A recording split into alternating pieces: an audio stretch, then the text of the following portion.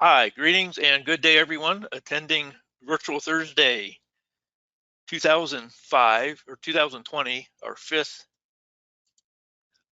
broadcast for the year. And we're going to get the slide up for you here. Hope everyone is having a great day here. I am in Ohio, and it's been a very pleasant day, although a little bit cool here. Hopefully the weather's going to square away for us a little bit here, so it's a little bit more enjoyable than it has been here. Anyway, I want to introduce who's going to be working with us today. And our topic today is in the occupancy module. We are going to be going a tab by tab review within an occupancy. Again, my name is Mark Wolf, lead international trainer for emergency reporting. And with me today, I've got Greg Simmons and James Angerett, regional trainers. And also lurking in the background there to help us out if we need a hand is Michael Bozzoni. He's one of our part-time trainers. And I thank you all for helping us out today. We really appreciate it. So we will be going again through the occupancy module, a tab by tab review. There are some newer pages that you may not be familiar with, and we're actually going to give you a first look at the new inspection page and then what the new inspection section is going to look like when we're actually recording our inspection data. So you'll be seeing that here in just a few minutes. I want to remind you that our June Virtual Thursday presentation on June 4th will be over the permits section. So we're not going to cover that today. And July, we're going to review our Vision product, which is our OVAP scoring. It looks in your system like the hazard tab. Some of you may not have that. So we'll give you some information on that. So that's the next two upcoming, and we'll present other topics throughout the rest of the year on Virtual Thursday. So let's talk about our training opportunities that we have for you here. Virtual Thursdays, they are free. Just takes a little bit of your time. First Thursday at 1100 hours Pacific time, and alter your clock for their start time to whatever time zone you happen to be in. We do offer online training in 3-hour blocks. We can customize those to meet your needs. So if you have a need for training on a specific area, we can do that online for you. It's fairly cost effective. Just contact us, and I'll give you an email address here in just a moment to get a quote on that for you. We do present on-site trainings and also regional training academies. Now, our on-site training and our regional training academies have been put on hold. Currently, they've all been put on hold until September. I know we have a pretty good sized backlog for on-site trainings that we're going to try to get there as soon as we can whenever we have our travel restrictions lifted, and our regional training academies. We will start presenting them again in September. That's the current plan. We have 3 planned for this year. We've actually rescheduled 2 that we had to cancel this year into next year, and I've got some dates for you on those. So first, Colorado Springs, Colorado, September 8th through the 10th. In October, we will be going down to Las Vegas, Nevada, October 6th through 8th. And after that, we'll be in Chattanooga, Tennessee, November 3rd through the 5th. And the 2 that were scheduled for this year, they got rescheduled into next year, are Jacksonville, Florida, April 13th through 15th, 2021. And then Charlotte, North Carolina, August 3rd through 5th. 2021. And we will be presenting other regional training academies throughout the year next year. They just haven't been scheduled and firmed up enough for us to give you those dates. Keep your eye on it, and we'll present them for you. Actually, you can look on this website, emergencyreporting.eventbrite.com. Any of them that are scheduled will be posted up on there. And also on the customer success page of the emergencyreporting.com website, our regional training academies are listed there. And also that email address that I mentioned a few moments ago, training@emergencyreporting.com. If you have a need, that goes to everyone on the training team, and we will get you an answer back if you would like to schedule some on-site training or online training, since we are basically benched up until that September timeframe as of today. So what we're going to be doing then today is I've got my other trainers that are helping me. We're going to hand off presenting First up is going to be Greg Simmons, and he is going to start reviewing. And again, we just don't waste any time. We're going to jump right into it. He's going to be reviewing the Info tab and the Contacts tab. So here we go. Greg, I am going to hand off the presentation to you.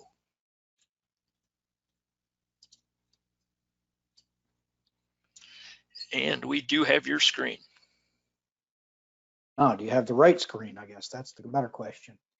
We have a screen that tells us we have some occupancy field setting photos.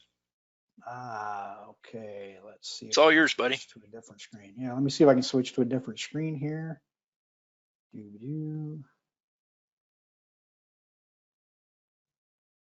All right, little help, Mark. How do I switch screens? How about if I just bring this?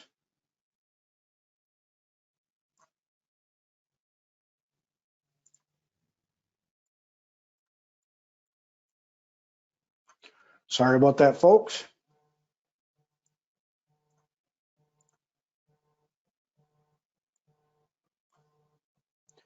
All right, are we seeing my occupancy module? Can you verify that for me, Mark? Yes. Perfect. All right, so real quick, I'm just going to hit the settings real quick, just because of that picture that you already saw, the field settings here. The two tabs that I'm going to go over, some of this information here that I have everything checked here. Some of this information will actually be in that first tab, that Contacts tab. So enable dispatch ID field, enable IB code field, enable ISO ID field, enable the master tenant, enable the NFPA code field, enable the UB code field. Those will all appear within that first.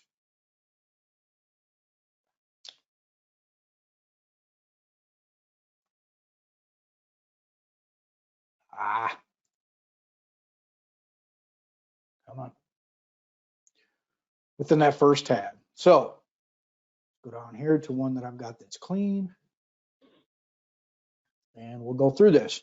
So the first thing you want to do is, if you've got that master tenant enabled, when you first put an occupancy in here, you want to make it a standalone. And then after you get all the information put in and saved, then you can go ahead and change it to a master occupancy or a tenant occupancy. And it's pretty self-explanatory through most of this, so I'm not going to belabor too much of this. But obviously the name of the occupancy, so as you can see here, I put Virtual Thursday, 5/7/2020. And again, back in your settings, you'll have to set up your categories. So for today's training, I listed this as a training facility with a subcategory that also has to be set up. This is a sub-training facility. And I set the next ID number so that it automatically populated 998. This is one of those settings that you can change in the settings as to whether or not this even appears. Obviously the address, and as you'll notice as we go through this, anything that's got a red asterisk after it or before it is required. So I've got street number, prefix, standard prefixes, suffix apartment numbers, city, state, zip. We also allow you to put the +4 in there. You will notice up here that the +4 also does appear. One thing I wanted to point out back in the master occupancies list is that the 1 for building 1 also appears. So if you put a number in there, it'll appear on your master occupancy list. Once you get to this point, if you click on the view on map, it'll bring up the map. And when you zoom in here, I can tell you that that is slightly off. So I enable the pin dragging. Can drag it to the right structure, set the lat and longitude, and that'll be set to where the pin's drag to. It also offers you the opportunity to put the National Grid map page in if you track those things. If you have the information for the assessor's parcel number, put that in. You also can download for Google Earth. I don't have Google Earth on my computer yet, so I'm not going to bother wasting our time with that. Phone number, fax number, email address. And building status, year built, number of units, occupancy load. Again, construction type is another thing that customizable. Set that up in your settings. Critical infrastructure for today's class, I put it as information technology. But this is the list you get to choose from there.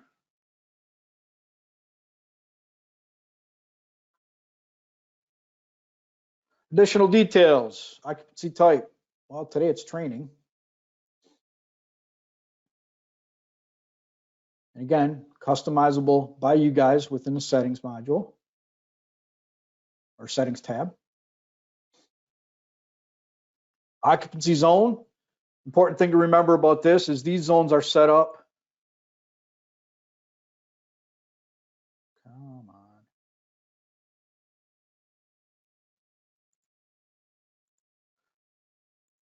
These zones are set up in the settings within the occupancy module. These zones are not the same zones that you would set up in your administration module. And then some more of those settings that you can, field settings that you can enable or disable. So Uniform Building Code, International Building Code, the NFPA code, dispatch ID number. I'll highlight this just quickly so you can read what that is. This field is intended to be used with CAD systems that, so if your CAD system's already got occupancy ID set up for any of the specific occupancies in your fire management areas, you can enable that, put the dispatch ID number in there. You can also track the business license number, utility building number. And then as far as property use, you can select by categories. You can just go into category list and use the NFIRS category.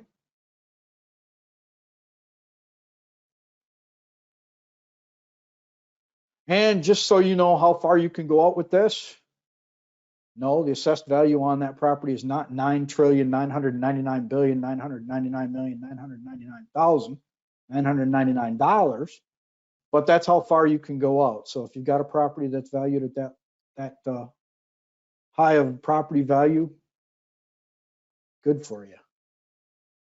They should be paying a lot of taxes towards your department. Occupancy history. So as you can see, I put some notes in here earlier. If you click the add entry here, it will time and date it. So it'll give you this time and date stamp here.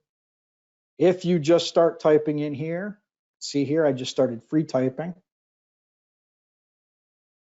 And then I can click save. Hey, Greg, can I break in here sir. for just a moment? Absolutely. Question Dwayne asked, he would like to see your category and subcategories that are set up in the occupancy settings. If you can jump in there real quick, yes, appreciate it. You bet. So my occupancy categories, again, we clicked on settings, occupancy categories. Because this account, Dwayne, was completely wiped before I got it, it was empty. So I just added these categories myself. And in order to add the category, simply click add a category and start typing. Now, once I've added a category, you'll see that once you've added it, it'll come down here and it doesn't have an arrow next to it. So until it's got an arrow next to it, indicating that there's a subcategory, you won't be able to use it. But if I highlight it here, go back up here and I see I can get this nice blue button here for add a subcategory. I add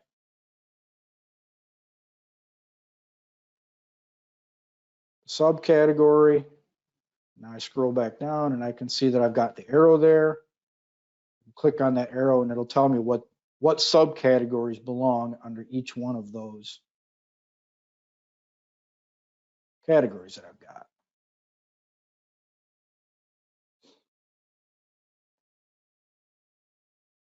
So does that answer your question, Dwayne?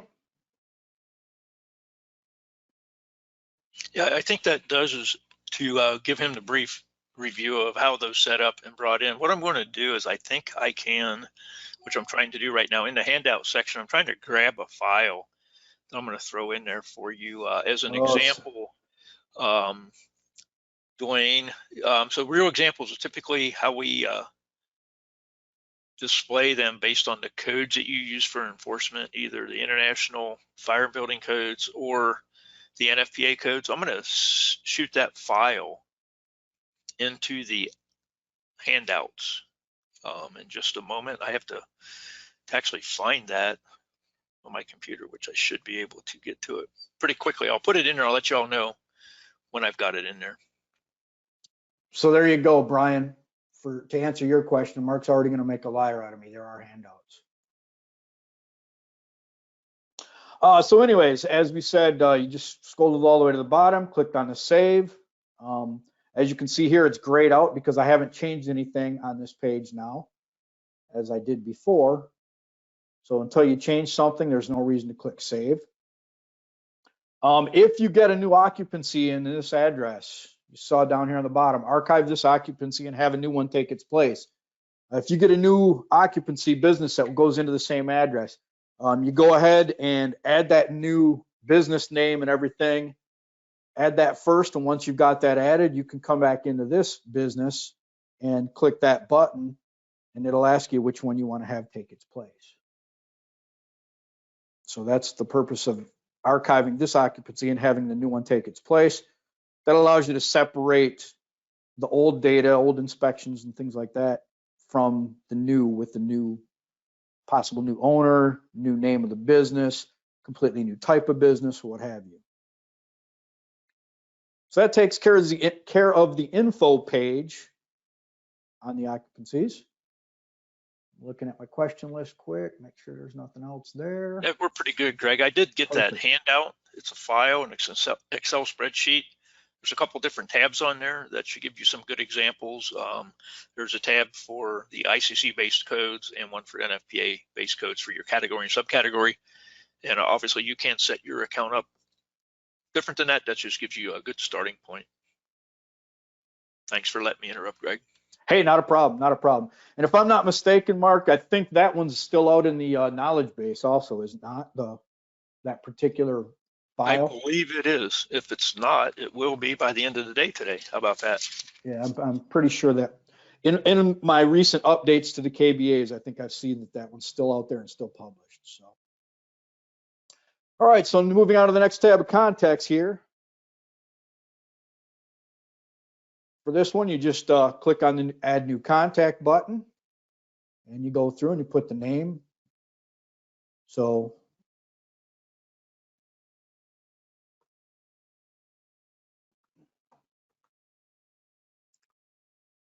and here you can put those contact types into the settings, but as you can see here, we can actually edit them right from here.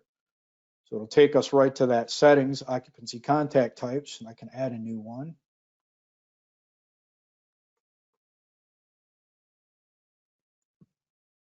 I'll add another one too, because I'm sure she'll love this. Whoops. I have to go in and edit that other contact I've got in there.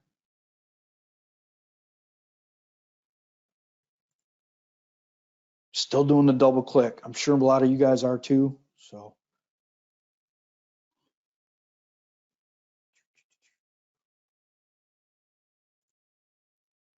Contacts, okay. Oh, see now. Would we consider that a little bit of a bug there, Mark?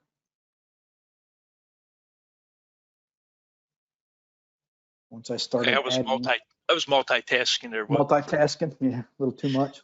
Asking a little too much of the system. So which field were you looking at? So I was in the contact type, and as soon as I clicked edit contact types, it took me to the settings. Okay. So once I edited the contact type settings, it didn't take me right back to, I guess the only way that would have happened is if I'd hit back button maybe. That worked.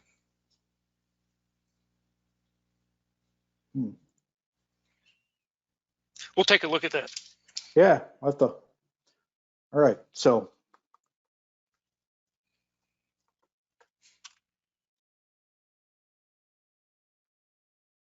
and again, anything that's got the asterisk next to it is required information.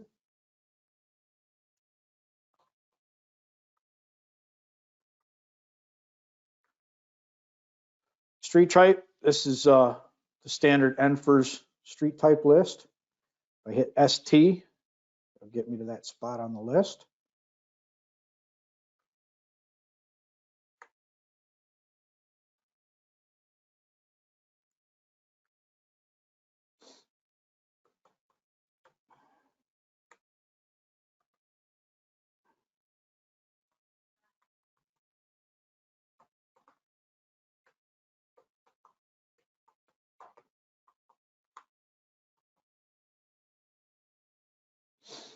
And I can fill as much of this information in as I have.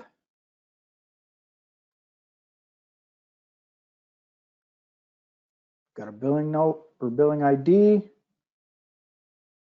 Any notes?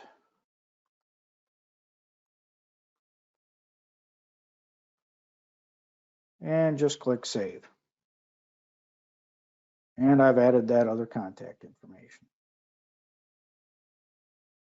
To edit, you just click on the pencil, go back in, click save, and there we go. Any questions on the contacts page? Let's see what we got up here. I don't think we have on the contacts page, Greg, but we have Ben that would like you to cover archiving once more. Okay. While Greg is setting that up, Ben, I'll let you know there's basically two different ways we can archive an occupancy. First of all, out on the grid. So jump out on your grid there, Greg. Yep.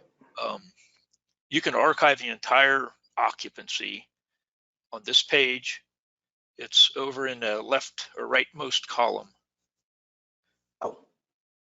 That little file folder. This looks new to us too. Boy, that thing just won't go away, will it? No. Push on. There we go. No, I can do this. There we go. Now that little file folder out there, that is how you would archive the entire building. Now, if you don't want to, and let's say it's a business would move out and another business to move in, then that's why you would archive it. Like the function he's pointing to right now is going to archive the entire building. Now, if he wants to do that, fine. Now, in the actual occupancy record, so we have a business moves out and another business moves in. That's what that tab or that button at the bottom of the page does now. And you can type in the new name of the occupancy here and replicate the contacts if it's appropriate. If it's not, uncheck that box and select replace occupancy. And you'll be able to archive that business. It retains some of the tabs, and I've actually got when Greg gets done, I am going to grab the screen again and show you a knowledge base article that we have out in the knowledge base there that tells you exactly what fields and pages the data remains on and which ones it doesn't retain the data on. So we'll be able to get to that, Ben, in just a few moments. Yeah, it's not letting me uncheck that, Mark, just so you know. Oh, okay.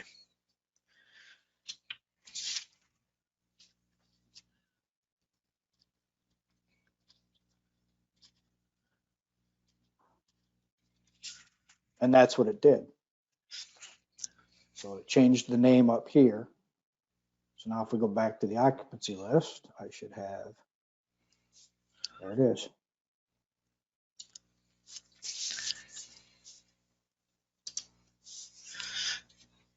Okay, Greg, we also have, while you're working that, I'm going to answer a couple more questions.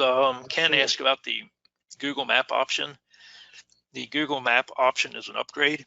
So we're just going to refer to you to contact our sales team, Greg Anderson specifically, and if you need to get pricing on that. If you do upgrade to the Vision product, the mapping comes with that. So that's why some of you may not see that on your screen, and we're seeing it here.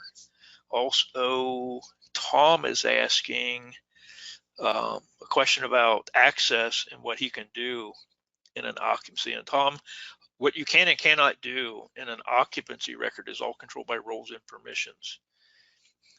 He just went back to the admin module, and I'll just let him discuss that. Go ahead, Greg. So yeah, so to answer Tom's question, you get back in here into your roles and permissions, and in the roles, I'm in the permissions, scroll down here to the occupancy module, hit the arrow there, and this is just the area that specifically deals with the occupancy module. So all you'd need to do is have whatever access you'd need within the occupancy module, and it wouldn't affect any of the other permissions that you do or don't have throughout the rest of the system. Does that help, Tom? I'm sure it does for him. Can you open that section back up? I do want to mention one item before you run off and back on that. I want to point out to everyone on board with us here that in the occupancy module, granular permissions are there. Now, to be able to edit and add information in the tabs, the one that he's got his cursor on right now, modify occupancies, has to be set to full access. The one that says that one, modify occupancies. The next one down, the word modify occupancy information, that really needs to say view occupancy information. So if that is set to full access, your folks will be able, in that role and permission, will be able to view the information in the tabs, but they won't be able to change it. The only way you can change it is that next one up that says modify occupancies. And we have another question that just came in from Craig, and it's a great question. And I'll you can go back, if you will, Greg, the other Yep. Greg, because it's Craig asking the question. He wants to know about, can we access historical records for an archived occupancy? And the answer is absolutely. And Greg is going to show you how to do that, right? I'm going to try to show you how to do this because I always forget this. We can do an advanced search here. And down here to archive records, archive occupancies only, apply our search filter, and there we go. Perfect. Hopefully Craig saw that sequence. So it's in the actions tab. You want to go to advanced search, and you can filter the list by the items on the grid and additional items in the advanced search in here. And at the bottom, can you show them that button one more time in the advanced search, Greg? Yep. There's three options there. By default, it's going to show you, it's all the way at the bottom of this page. Now select that drop down arrow there. Active occupancies will be there unless you change it, and you can see that you can change it to search archived occupancies only and both active and archived occupancies. And you can apply an address filter to, or an ID, an occupancy ID, to find a specific building with that. It actually works pretty good. Thanks, Greg. You bet. And if you noticed, hopefully you noticed too, that once I did bring up that list of archive occupancies, I hover over the file folder here, and it allows me to unarchive that if I need to also. So yeah, you have to unarchive it to view and check out that data. Yep. You can print it out there, but to actually look at the tabs page by page, you have to unarchive it. Then you can archive it again. Right. Thanks, Greg. Thank you. Okay, we'll give anybody out there that's got a question about the info and the contacts tab to post a question in. If not, what we're going to do is, unless Greg, I think you've got your material covered, right? Yep, I think so. I'm going to go ahead and hand over presenting to, I think James is going to take over. Is that correct? Yes. Yes, sir. James, you are now presenter. Actually, now you should be presenter. And I'm going to mute myself unless I'm absolutely necessary. All right. Yes, sir. We've got you. Okay. So 2 things real quick for you guys. My questions aren't really coming up. So if there's a question that comes up, you'll have to answer it. You guys kind of stole my thunder just a little bit. What I was going to talk about. So pre-fire plans, that's an area that kind of crosses over between prevention inspections and operations. The responsibilities for pre-planning kind of lie with everybody, depending on your department and how you set it up. The nice part about this, once you get it initially set up, barring any construction, any changes to the building, anything like that, most of the information should stay the same. If you want to go out and you're going to go out and do like a pre-fire plan or an engine company inspection or something like that, you have the ability to print the pre-plan out prior to going to the facility. So when you come to your grid, and I've got mine narrowed down obviously for the facility that I'm going to use, when you come over to the print option, you can select on the print icon, you can print out just the pre-fire plan itself, and then you can go ahead and create a print page. In doing so, this is all the information that you're going to set up in a facility like Greg was just doing, and some of the things that Mark's going to continue on after I'm done. I'm going to go through and show you how to put most of this information into your building. Now, you have the ability to go in and print this out. You can take this with you. You can verify the information, mark any changes as you're out there going through the structure, anything that you need to. So for my demonstration, I built a test fire station in my test account. So we're going to go in and we're going to jump to the pre-fire plans. Now, realistically, when you're doing any kind of pre-fire plan, what are you really doing? You're creating an image of the building. What's going on in the building? Where are the things you need? Where are the things that you're going to have access to, things of that nature. So the first section of this deals just with the general building information. So the height of the building, and if you guys don't necessarily have, if you don't have the floor plans or you don't have any kind of prints for these buildings, you're going to have to kind of guesstimate. There's a number of ways you can do it depending on the size of the facility. Roughly per floor, you're looking anywhere from 8 to 14 feet. So let's say, so if the number of floors, you can kind of ballpark some of this. It doesn't have to be 100% exact, but try to get as close to it as you can, okay? If you do have drawings or plans for the buildings, go ahead and use those. They'll help you out quite a bit. So for this case, we're just going to say that my building is 35 feet high. We're going to go with 100 foot wide.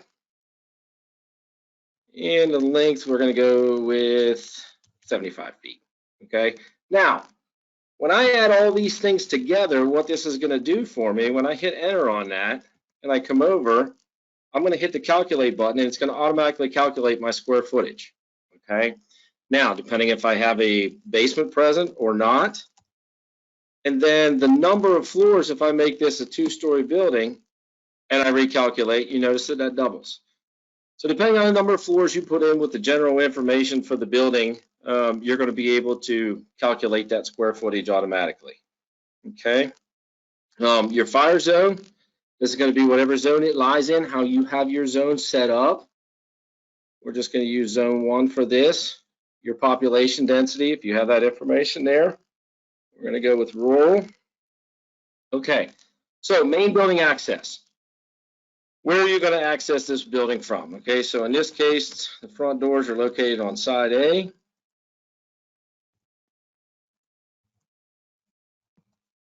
Okay, and then the time normally occupied.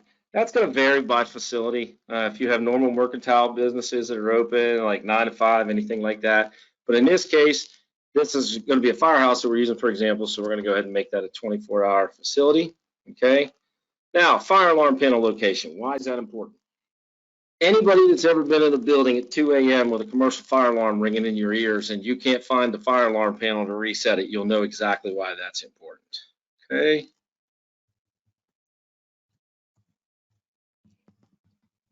Okay, so we're just going to say that that's in the rear of the building, and we're going to put the room number for it. The master key location, if you have Knox boxes on your facility.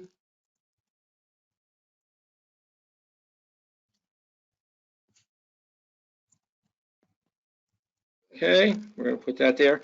Now, any other information that you need to know, anything that's of value to you for locations that you want to put down, maybe there's an internal key box, right? If you're in a high-rise facility and you have multiple keys that you're passing out, you might want to say that the key box, the master key box, is located in the, behind the manager's desk, or in the office behind the manager's desk, something along that. Anything else that's important to you, you can store in there, okay?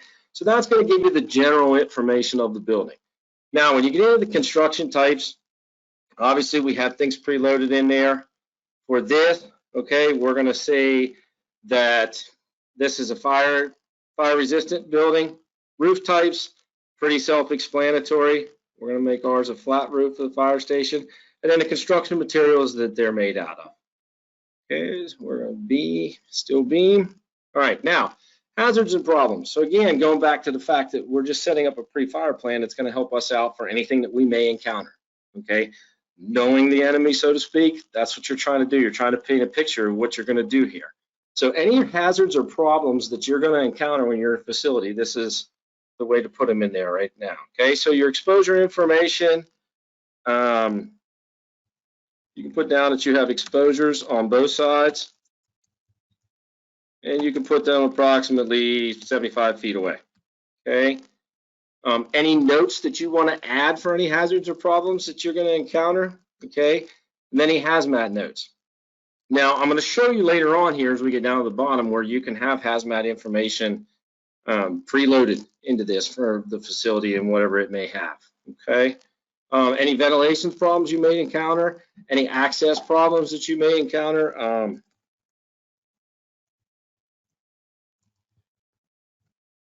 Okay.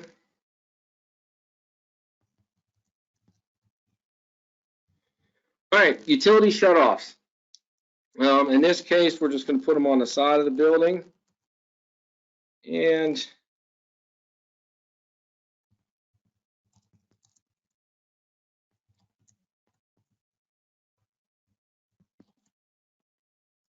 okay, and we're just putting down a room that we're going to find those in. Okay, now fire load.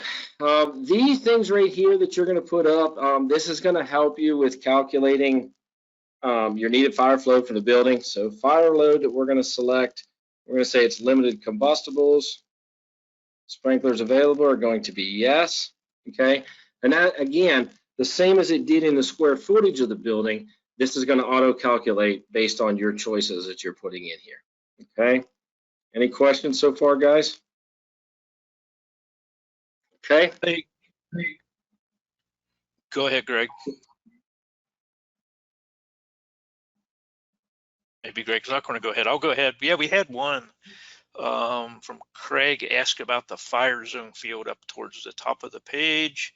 He was basically wanting to know the fire zones for their station response zone. So on the left-hand column, about 4 fields down, those are your incident zones. So those are set up in the admin module, separate from the occupancy module, but we see a mix of things. A lot of departments set up their incident zones as in basically what station is first due. A lot of them do that, but we see a lot of variability on that as well. And there's a picture, if you can see it, Mark, how I went in there. I went through the admin, I went to the drop downs, and I went to the zones. And if you have zones, you fully understand them. If you don't have zones, zones are also a really good way to track information. If you can break down your response jurisdiction down, however you want to break it down, north, south, east, west, zone 1, 2, 3, 4, by names of areas, things like that. You can also track responses into those zones, which might help you if you're receiving a lot of a certain type of responses. You can get into like a risk reduction, like why are we getting those things? But by separating these out and then also including them on your incidents, you can go ahead and target those areas for whatever's going on in those areas. Okay. Okay, so coming back, coming down through here. So this is really neat. If you get this next section here that we're going to add a chemical inventory list for this building. If you get into an extended operation of a building, or if you know offhand because of going out pre-plan, anything like that, if you know that you're going to be dealing with different types of chemicals in here, you can add these to the facility. Now that does one of two things. That makes it known to you that you're going to be dealing with it in the facility, but it's also going to give you response data for it. Okay, and let me show you how this works. So we're going to add a chemical. All right, now I usually use chlorine because, well, quite honestly, it's easy to spell, okay? So when we select chlorine, we're going to say that this is going to be located on Division 2, side Bravo, okay? We're going to say that there's 3 containers. The container type is going to be drums. We're going to say that they are 55-gallon drums. Okay, and then any notes that you want to put in there. Some examples of that, if you want to add a note that it's going to be in a certain closet, if it's going to be a certain area, you know, any kind of access issues that you're going to have for it, anything that's of pertinent information to you, you can add to the notes, okay? So when we select OK, that's going to add it to our inventory list. So again, going back to the fact that we have an extended operation in this building, or we have a working fire of some sort in this building, and you want to know, hey, I know there's chlorine in that facility. I know we're going to have to deal with it. Where do I get the information to help me? Okay. Well, by coming here and selecting this icon, you're going to get the Cameo Details. Okay. Now, what this is going to bring up for you is a number of different things. Okay.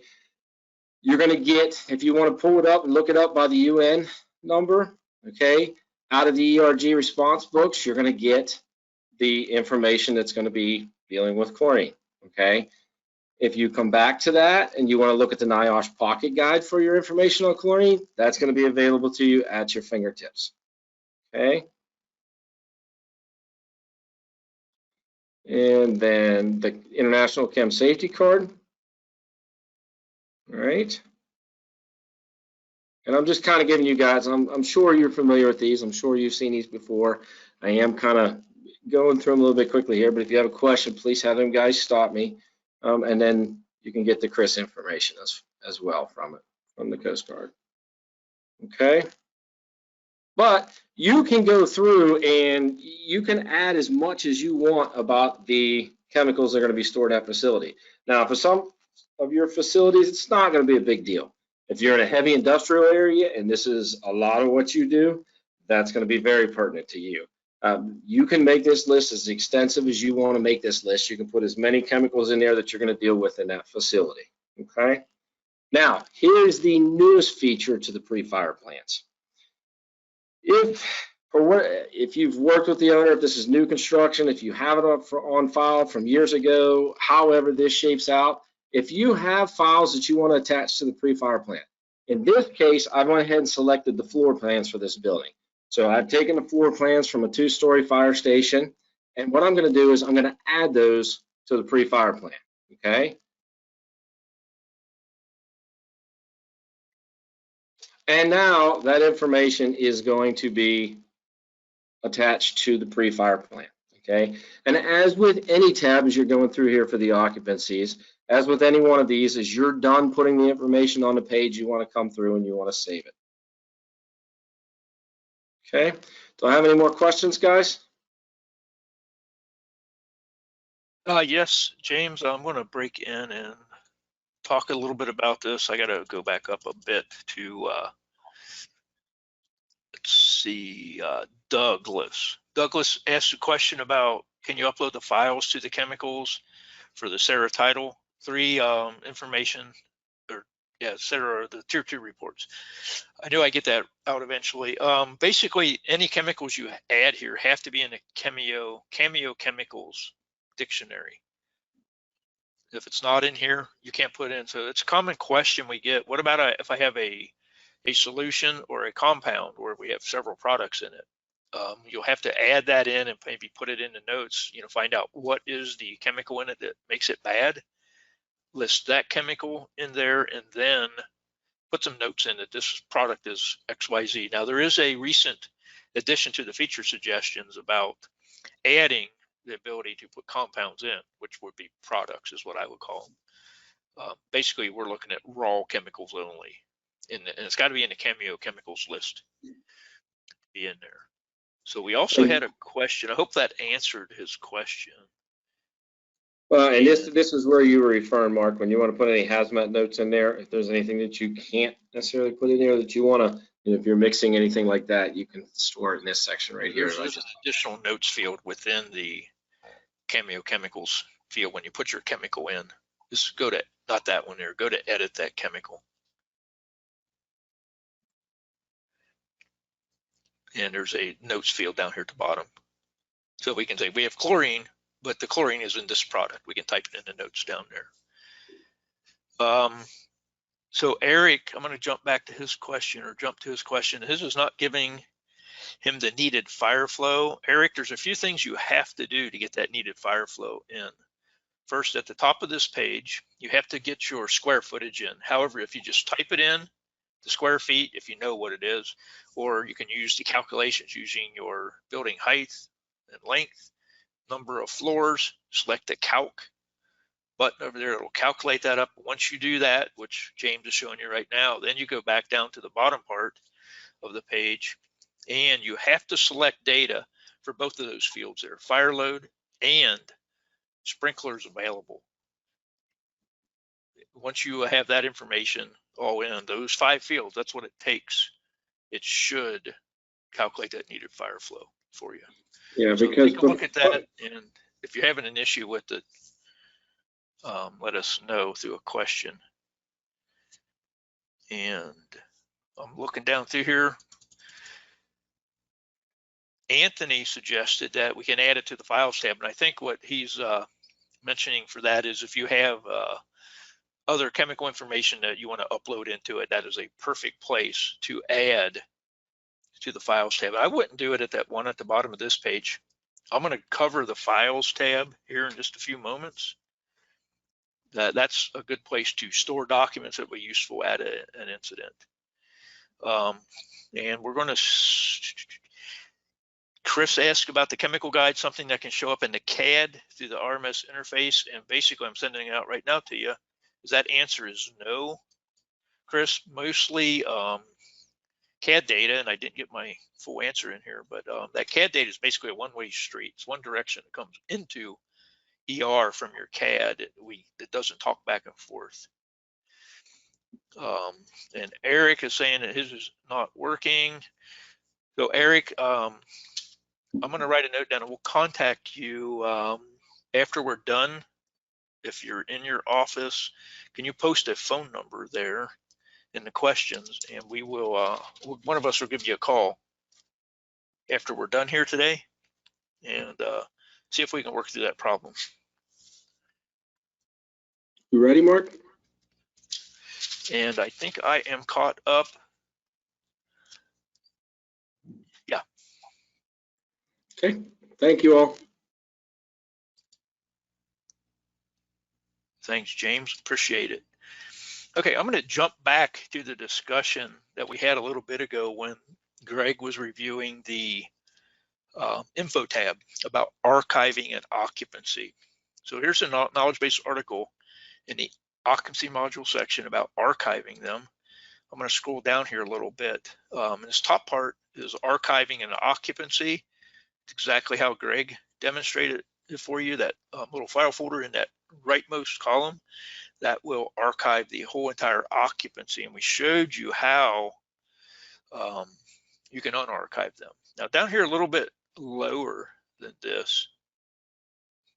So if you just need to archive the business or occupant, but you want to retain the rest of the occupancy data, that's the button that Greg showed you at the bottom of this page. Now in this particular section right here, I'm going to highlight it and talk about it. This tells you exactly what stays and what doesn't stay. So some of the fields like phone number, fax, email, business license, station, those fields do not populate within the new occupancy.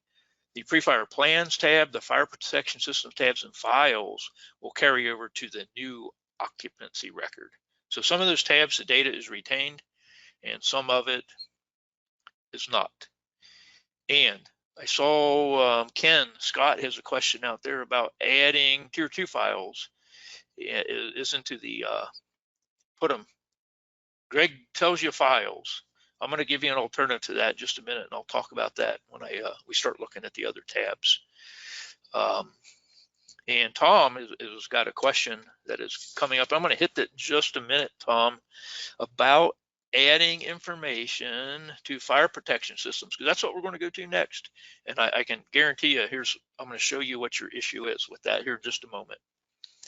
Okay, so fire protection systems tab. We're going to cover this real quick. It's got a few sections on it. The top section is your closest nearby hydrant. So if you have hydrants within your system, it's very important. And here's something that's very important to do, is to make sure that the latitude, longitude data you put in for your hydrants is accurate, and also your latitude, longitude data that's on this info tab is accurate, and you will get distance between those pins of both locations of the 10 closest fire hydrants. If you flow tested them, as you can see, I have a couple here that are, most are not. That data, if you have it, will display there. The status of the hydrant and the type of the hydrant will be displayed here too.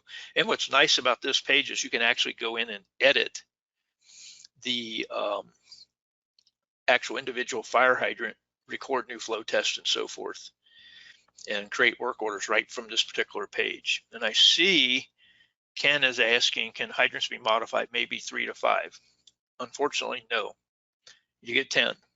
So I would recommend, Ken, that's a great idea, and I've heard that from more than one person. I'm glad you brought that up today, is some departments may want to limit that to just 3 to 5 hydrants to save a little bit of space on the page for them. So that'd be a great feature suggestion for our community forums. I encourage you to put that information in there. Down below that, we have our connection, sprinkler, and water supply fields for additional data. So if we have an FD connection, it's on the alpha side towards front, some kind of data like that. Sprinkler room location, wherever that may be in the building.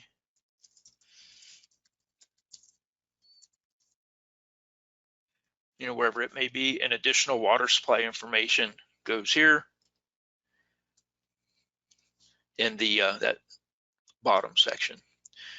So I'm going to get back to Tom. So here's what's going on, Tom. I'll show you. We see this quite often, actually. When you come down here to add a system, we select that button. So let's say I have a sprinkler system in this building. When I select that button to bring this up, I come over here to the right, select by category. So in this list, and I'll show you this in just a moment, in the occupancy settings, I've got categories set up. The categories are represented by these titles here. And if I have got an arrow here, that tells me I've got systems built with underneath that category. So I've got Ansel systems, a UL300, and whatever I might have. In this particular case, I am going to go down to, let me find it here. Here we go. Sprinkler system.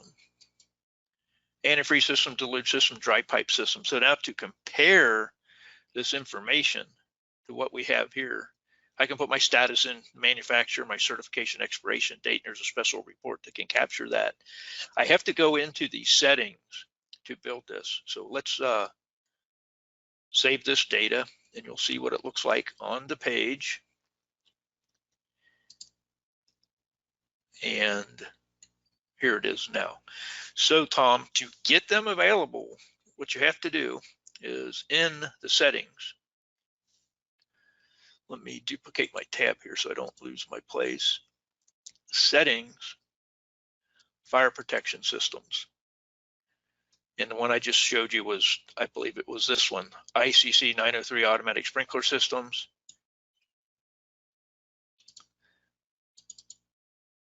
And they must not be there.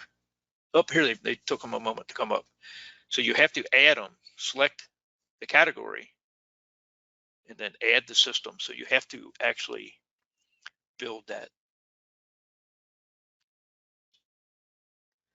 So that's probably where the catch is for you, Tom. So hopefully we got you that information and you can successfully build those systems that you can add on this page. And we're going to jump over here to the Files tab. Now, my recommendation for the Files tab is a little bit different than what Greg just recommended. if you have floor plans for the building, important documents that you may need for an incident at that building, this is the place to put them in. And I recommend that you limit those items that you park in the Files tab to information that's going to be helpful for an incident, like a building plan. We just fairly simple, put them in. The title of it is important. And we're going to save that. Now this particular page, that's the only document I'm going to put in here. This particular page will sort by this title in either ascending or descending order by selecting this little arrow up here. I've only got one file, so it's not going to change anything. So that's how we would put that in. And I would recommend like a floor plan drawing, pictures of the various sides, maybe the roof structure, to put in here and limit them to items that are going to be useful for you at an incident. And we'll show you why. I'm going to go out here is for quick access. You have the ability to print these items. I'm going to come over here to print, and I can select all sections. This one down here that says images, that is the Files tab. So if you have images, floor plans, and so forth in there, they will print out on paper. And James showed you this a little while ago. And here's, in this particular case, I've got some basic images of that particular building, interior layout, and so forth. And I just put a few in there for demonstration purposes. And a floor plan happens to be the floor plan of a fire station. However, it just shows you what you can achieve with printing this information out.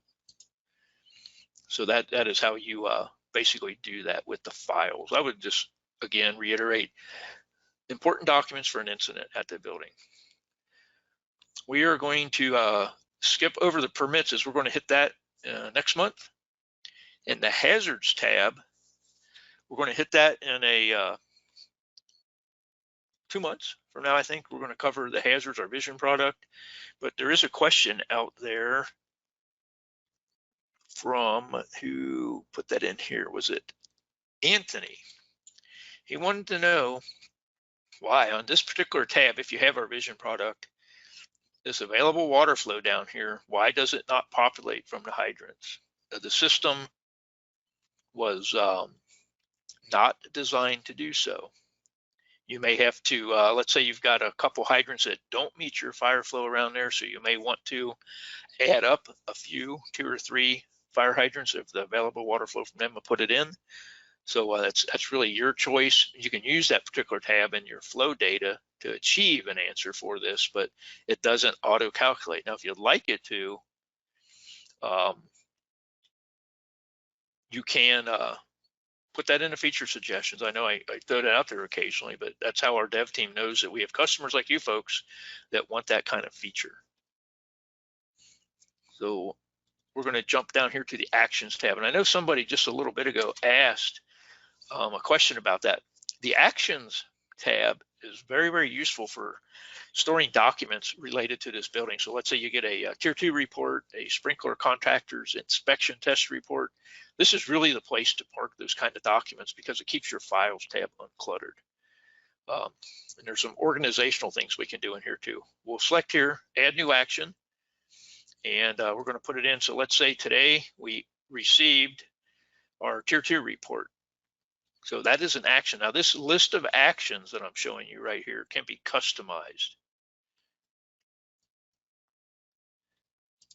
And that is in the settings section again. And we'll just put a note here. We'll pretend like this was received today. And then we can go choose a file. And from my demo files, I just put a Tier 2 report example in here.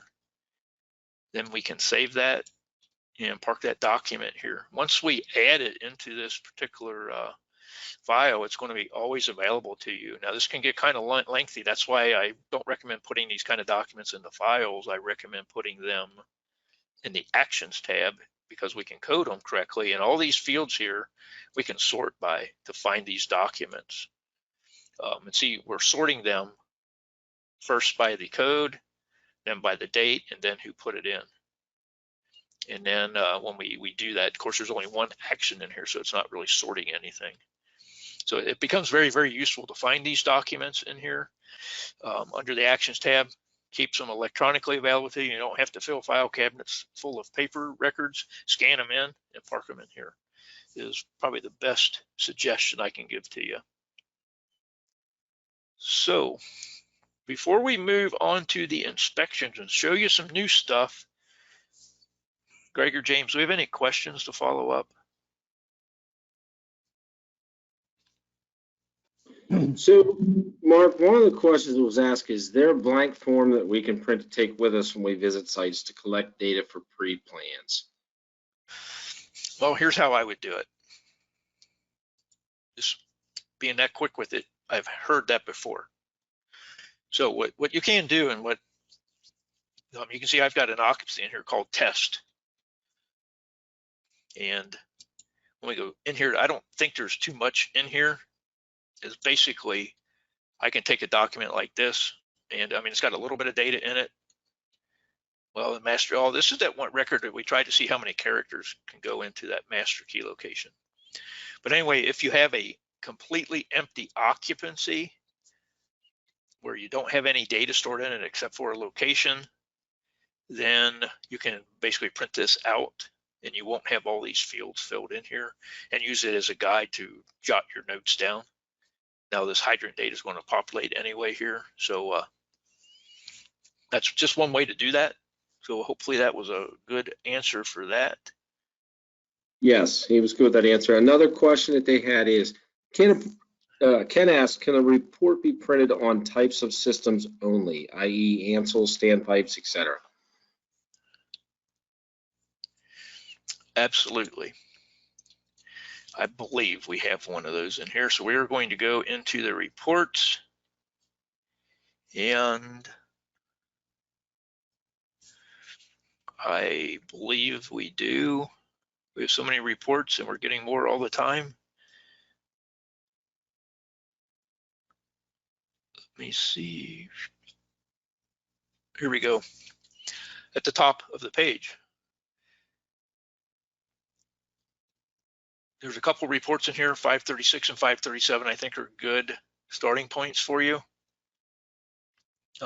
Occupancy records per fire protection systems. And on this particular report, I'm pretty sure if you have multiple systems in a building, then you'll see them listed on this particular page. It will, this report splits them up by this system. And I think that other one, the 536 report,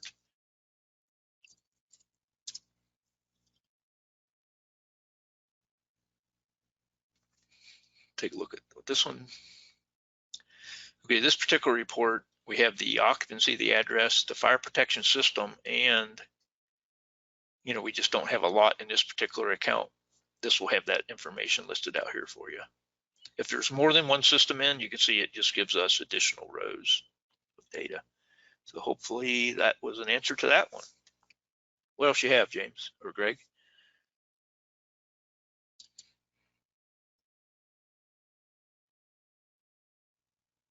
I'm trying to scroll through them now, Mark. I think we're fairly caught up. I'll go through and pick any more at the end. Okay, so we're over a little bit. We're going to go over a little bit more, so hopefully everybody has some time to stick with us for a bit. Let's go to the inspections tab here. I want to show you what this is going to look like. If I go to it on this tab, it's going to look like this. So these are all the inspections we've run. All the records we have are in here. And this is our legacy view. This is what it's going to look like when this gets pushed out to everyone. So it's our new view, new interactive screen. We've got some filters at the top of the page here. Actions, we can do a bulk print, or we can do a CSV download of this information here. So if we wanted to print several of these out, we would select which ones we wanted to print out and do that bulk operation. We do have some settings available for this page on how we want to set it up, what columns we want to display, and in what order. So the compact and comfortable. We'll just save that and you'll see what the difference is there. So right now we're showing you 50 of 154 inspections. So that's what that page is going to look like when they get that work done. And you can see these are all locked. We can unlock it, print it, or delete that particular inspection right from here. We don't have to go into the individual occupancy. So let's take a look at now what the new, when you're in an occupancy, I'm going to go back over here.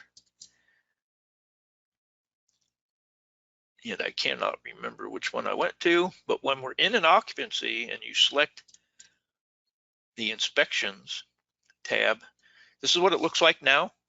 And this part is up to date. We can put our inspection schedule in, schedule that single inspection. Here's our list of inspections that are scheduled. You can see that we don't get every one of them done here. Kind of what maybe it may look like to you in real life. And our inspection history with our inspections located down here. Now, if we currently go in here and start a new inspection, it still looks like it always has. It looks like this. Now, this is going to retain 4 pages. However, this is what it's going to look like. Here's our 4 pages are represented here. Now, I started this a little bit ago. Let me update that time. Basically, the first several pages are the same layout and operation. So our inspection type we select, our inspection form that we select, pretty much the same workflow. Our contact list, we have them, we build them, bring them in from here. So we've got our contact in, and we are going to save this page and then proceed on to the next page. So this is what the actual inspection form will look like in here, and it's broken up however we lay it out to our basic format. And in this particular section, we have 22 questions. We find a violation down here. So let's say we have some good old waste material in here, and I can select my observation, put my remarks in,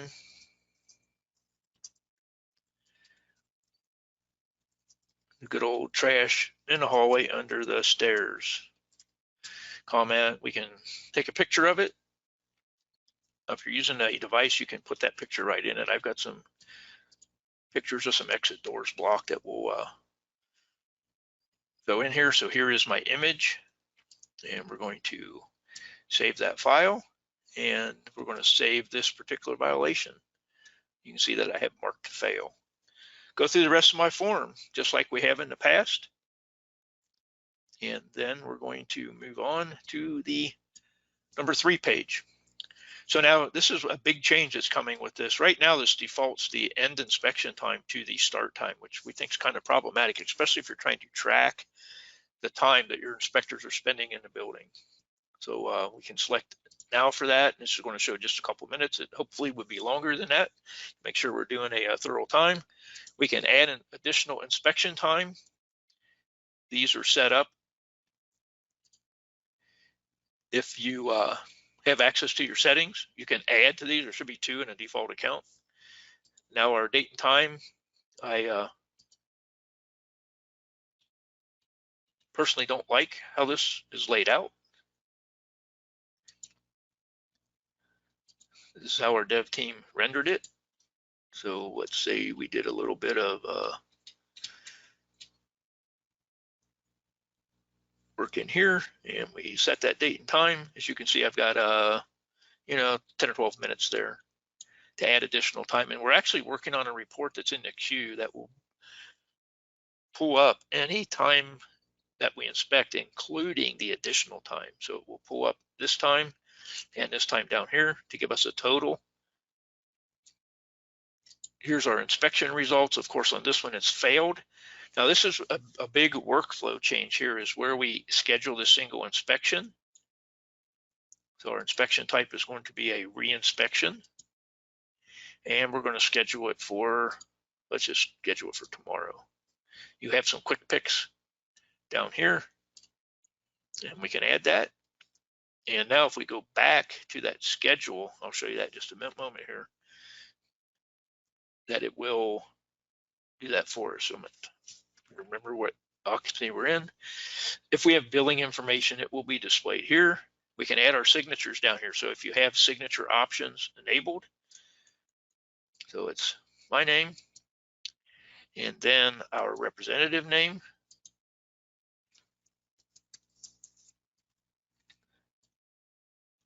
Have them sign it and save it.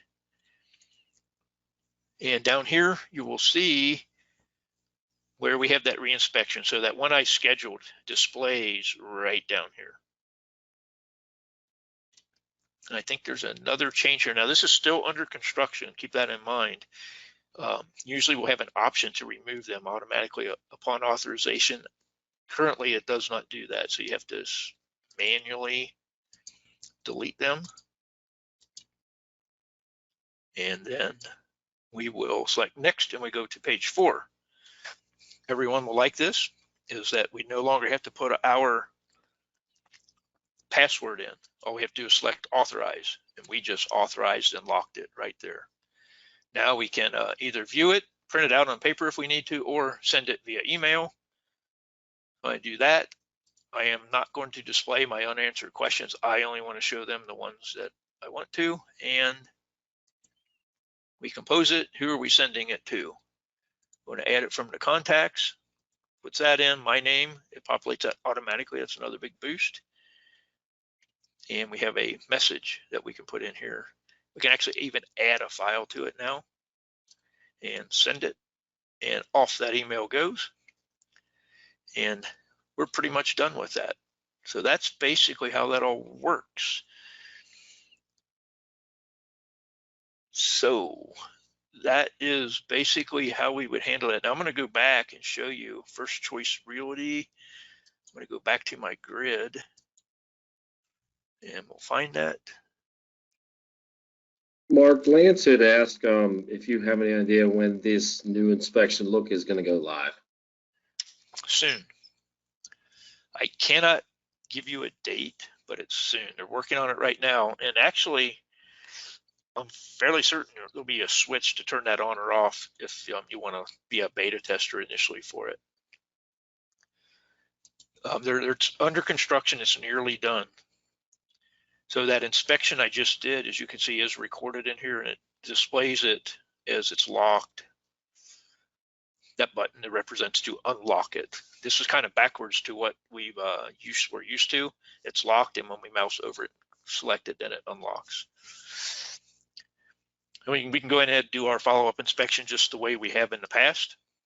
Select that. Yes, you're going to select here to OK to create the new inspection, and we're just going to use this form. It is convenient for me to get to. Go in here and change this to that we pass it now, or violation corrected. In this case, I like to have a special observation value like that, so we can note that it was corrected. This is the difference here with these different pages, where you can see it brings in my start time automatically. That's going to change. My inspection result to passed. Let me delete that off of there since we got to it today and not yesterday. And when we go back to the picture, we can select our email addresses and so forth from our contacts like I did before and send them out. Email it, so you can see that workflow is going to change quite a bit. And that is a pretty thorough rundown of that, what it looks like. Workflow process changed a little bit. I think it's a lot better. It's still under construction, so we will get to that fairly quickly, we hope, and they will be able to get that, roll that out to everybody. So let's follow up with some emails to wrap it up for the day. So what do we have, James or Greg? Following up with anything? Yeah, we need to get with Eric. He's having multiple issues with his account, so we'll get back with him. Robert did ask the question, can you add a location or testing company as opposed to the manufacturer or expiration date when multiple systems are present to have a quicker reference? And then he referenced the fact that he has something that has 6 dry valves and 4 wet systems. Okay, I got it. So in here in fire protection systems, that one I added down here, I was in a different building. Sorry about that.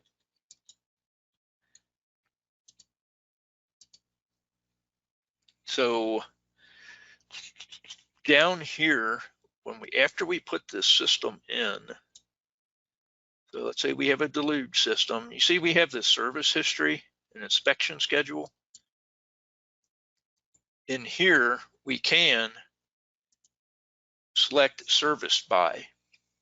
So now this list, serviced by, on this page comes from our business list that's in the admin module. So if this particular item, we may need to put that in your case, you're maybe referencing, okay, for a deluge system, we have one contractor does this one does that one. You may need to put it in multiple times per riser, perhaps even. And you can see this list here of services performed. That's a list you can't edit that. This you can. Hopefully that answers that question. And then you can actually put in an inspection schedule as well down here. And recurring dates, so forth. This has been enhanced quite a bit.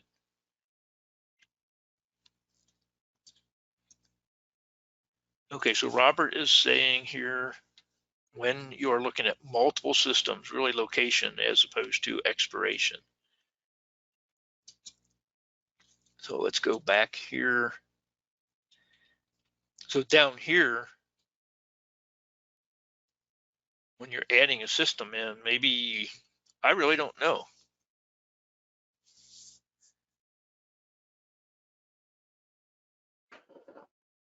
So Mark, Robert, I think we had a similar question to that at the Corpus Christi RTA, as far as wanting to know when you approach the building, what, if you're approaching one side of the building or whatever, which type of system you're going to walk into.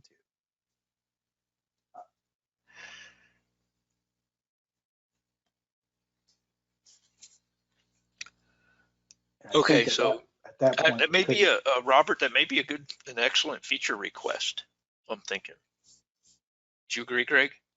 I would, and I think that's what we put out at Corpus Christi is to put a feature suggestion in for that, and I don't. Yeah, I don't know this that I've seen it expiration out there date yet. right in here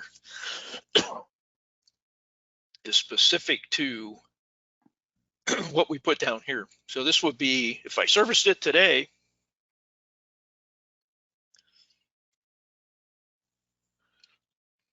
it would be certified expiration date would be a year from now, or in the case of a hood system, 6 months from now. So I save that, we'll go back to this page. That's how we get that to display here.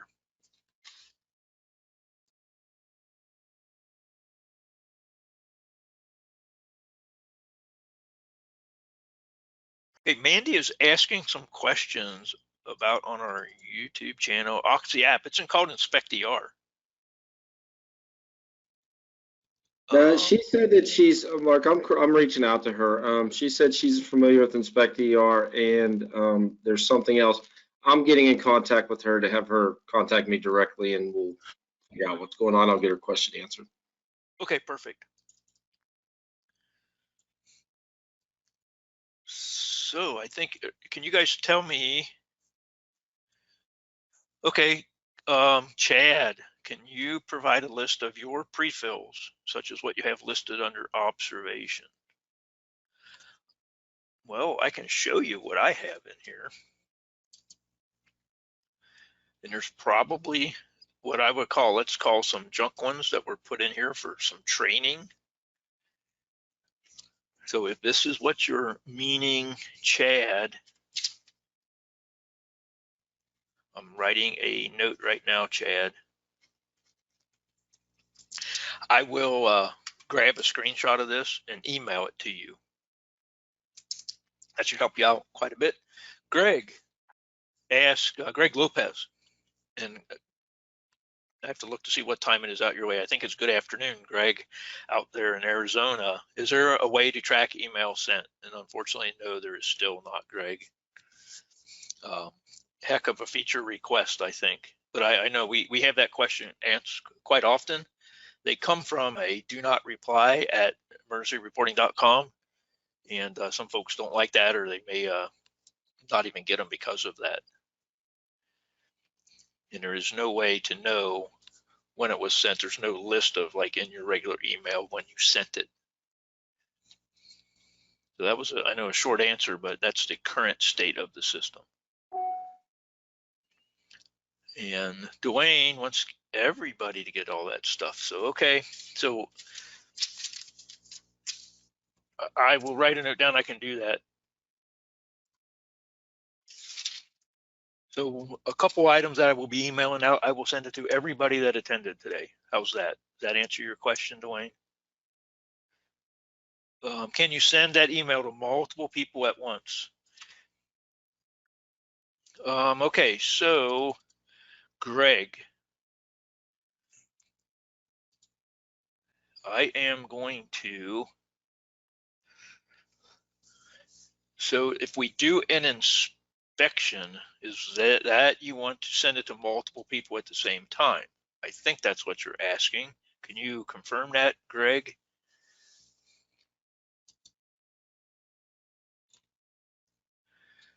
So when we go, okay, correct, perfect. I can help you out here. So here's the key, Greg. To make it easy on yourself, anybody you need to send it to, make sure their name and their email address is in the contacts list. And I know Greg is a DoD firefighter for the U.S. Marine Corps. They have a unique situation where some of the people they need to send these to move fairly quickly in and out. Keeping a contact list up to date for them has been noted to be difficult, but the key is to get them set up in your contact list. So when we're doing our inspection, Greg, and I am going to go into, I'm going to unlock this one I just did. The key is to select them to get that information up in this list. So in this case, that's my contact. I'm going to select the building official. That'll throw another contact in this list. Now, when I do that, Greg, it makes it real easy on page 4. Anybody I selected to be up in that square box on page 1 will be listed here. So I can select their email address, email a recipient, add additional one. I can add another one. I can actually even add another one and then manually type in their email address back here. So when I send this out, send that email, boom, this is going to go to 4 people, those 3 and me. So that's how we would do that, Greg. And he says, perfect, thanks. I knew you'd say perfect. Appreciate that, Greg. So can you guys, Greg Simmons and James, look down through the question list to make sure we've answered everything there. And we've got a couple things we'll follow up, and I will review all of your questions you've put in. Tom needs to remove hydrants from an individual pre-plan. So if you have them on this page, and I'm really not following you, they're on the Fire Protection Systems tab, and you get 10. If you have more than 10 hydrants in your system, you'll get the list of 10. To remove them from an individual pre-plan, are you, Tom, are you mentioning like to when you print it out, maybe? I'll give you a moment to type in that.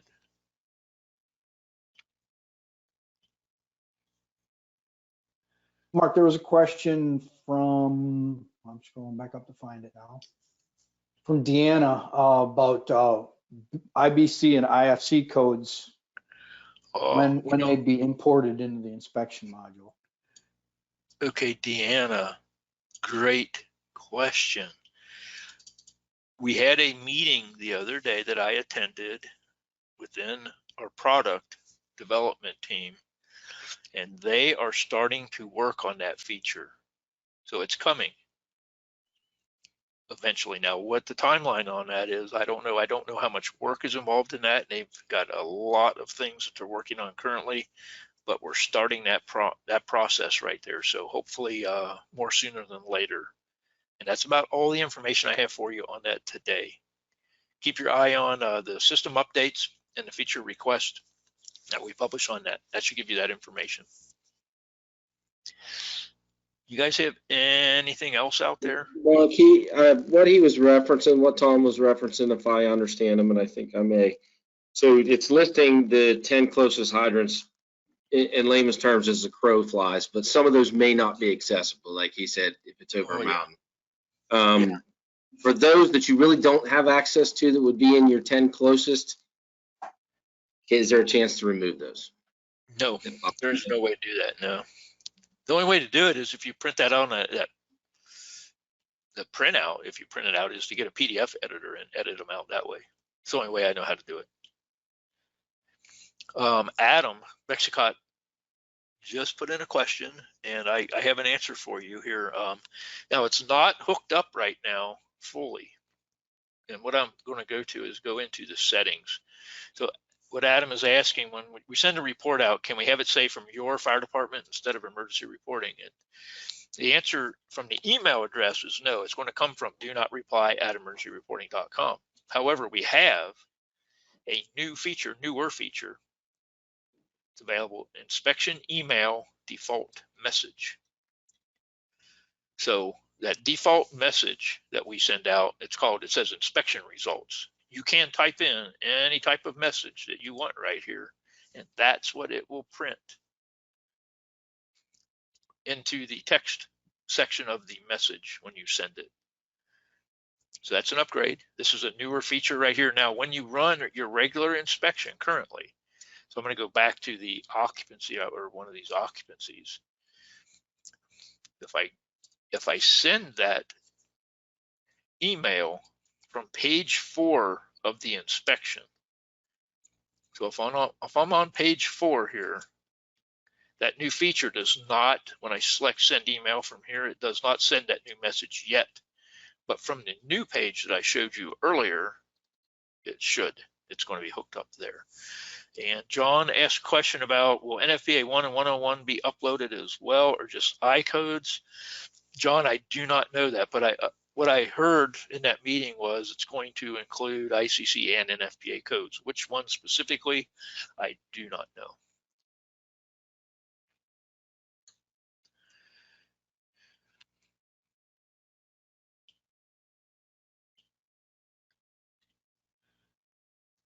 And I think we got everything. Don't we have everything tied up there?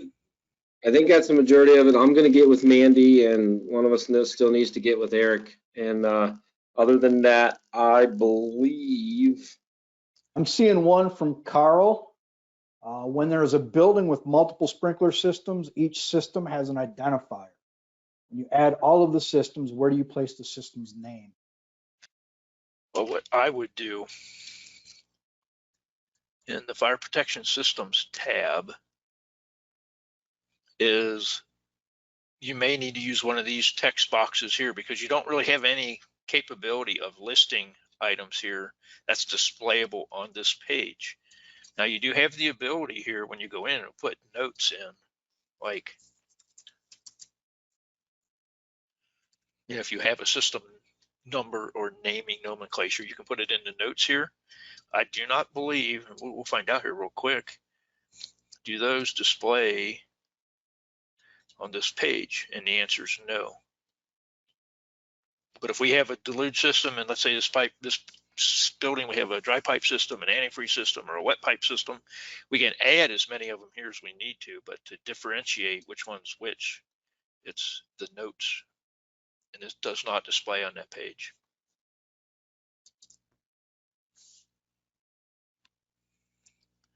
Okay, did you guys see anything else If not, we're going to go ahead and put this one in the records book and wrap it up here. Appreciate everybody for attending today. I know we went over quite a bit, but that's okay.